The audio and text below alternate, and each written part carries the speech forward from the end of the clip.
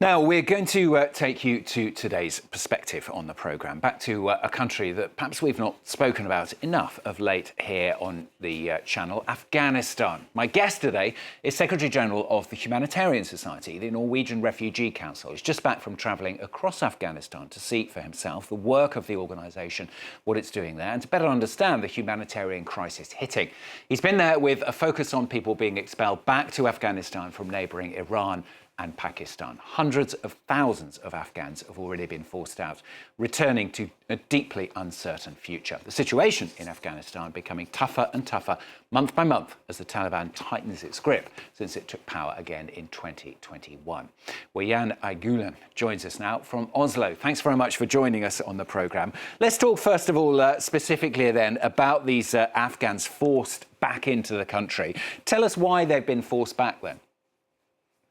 Because Iran and Pakistan have hosted millions and millions of Afghans over now nearly a generation.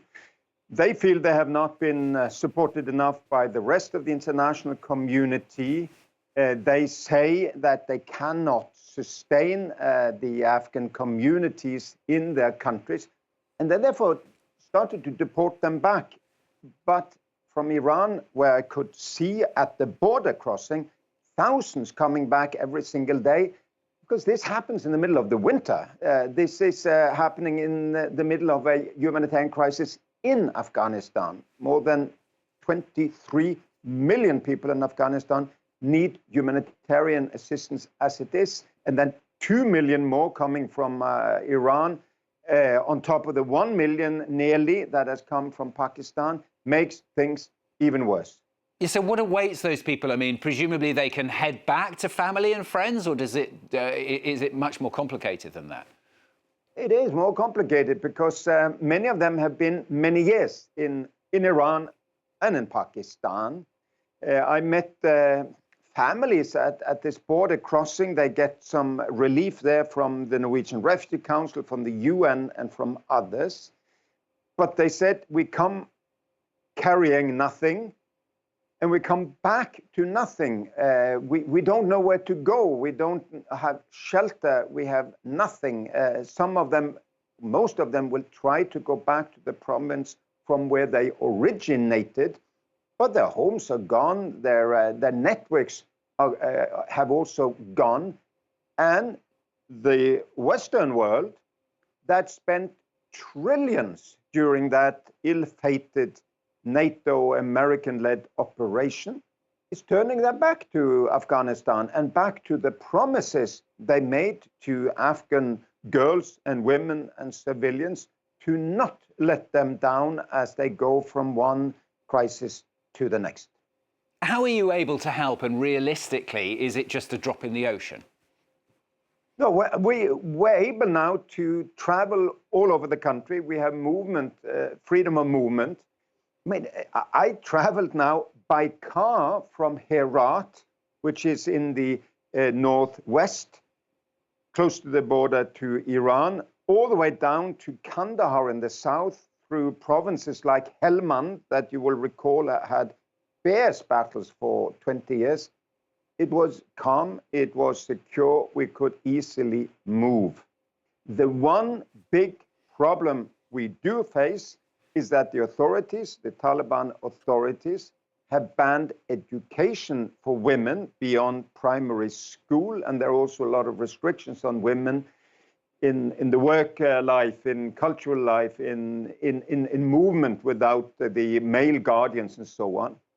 That is really the huge restriction that we and the women we face are now, we assist are now facing.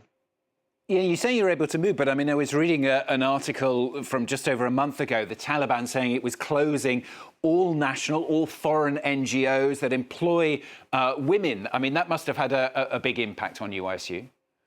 Yeah, well, what happened was Christmas Eve at the end of 22, we got that decree that said we had to sack all our female staff. But we have negotiated now exemptions to this in all districts, all provinces, all across the country.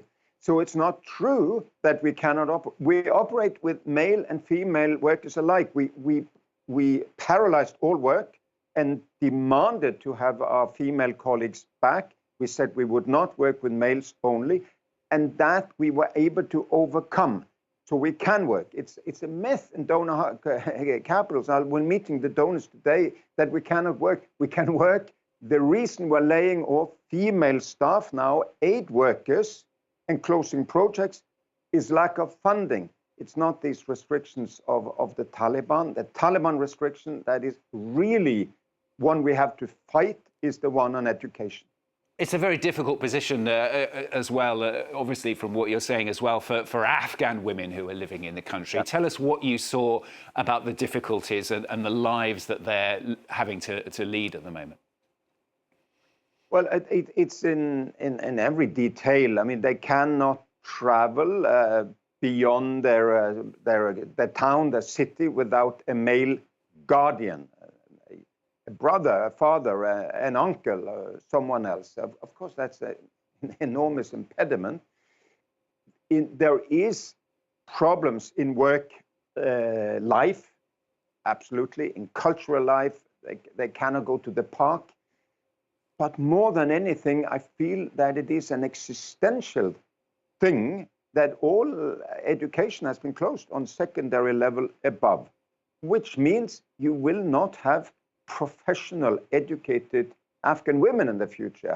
How can them, as we explained to the Taliban authorities in direct meetings, how can they then say that only female doctors and teachers and professionals will deal with women if they are not educating new professionals? So we think we can win this battle, but then we need the Western diplomats back to fight for the good cause with us.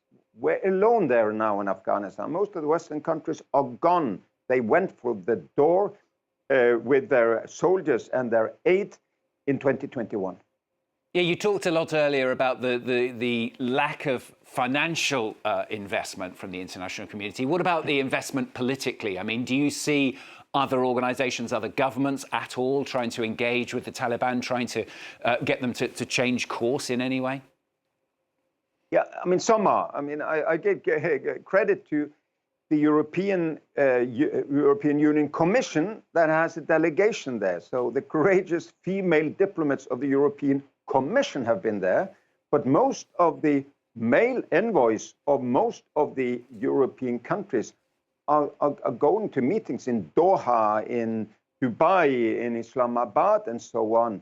Only a few of them go to Kabul, and then only for short missions.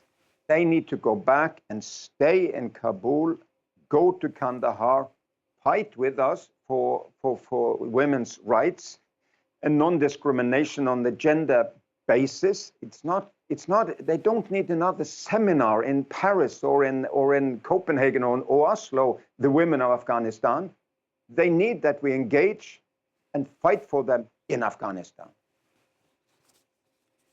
Yeah, Egeland, thanks very much. Joining us there live from Oslo with the latest on that situation, bringing us up to date with the position in Afghanistan. Thanks very much for being with us on the programme.